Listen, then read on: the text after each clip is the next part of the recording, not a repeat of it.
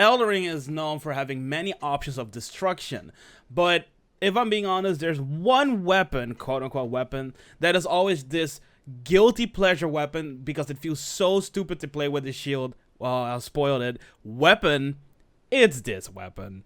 Look at this stupid ass snake. And it makes it even better if you put shield grease on it. It becomes a blue snake.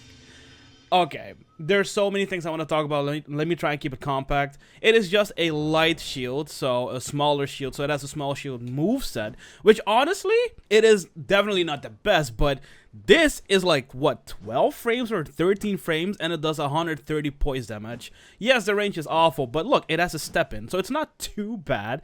But the running R1 is just a godsend to have. It is pretty fast, and you have 9 frames where it also blocks the attacks. And it starts at like the 5th frame, so it's not like instant, but it's also not late in the animation. It's quite soon.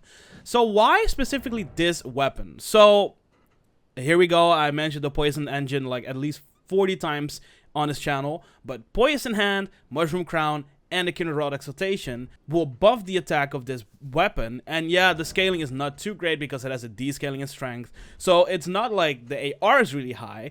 But this weapon art, I know that this is not the best weapon art. It really isn't, because you can just like roll it, and you know, the recovery on this is not great.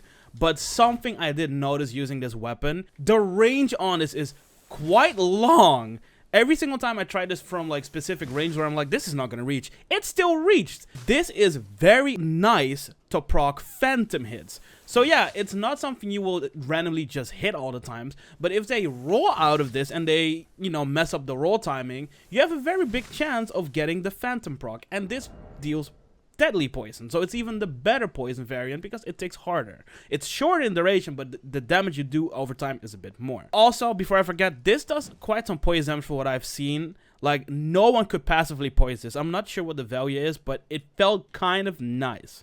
So that's pretty much it. Thank you so much for watching this. I hope you guys enjoyed a little bit of the snake action, and see you guys in the next one.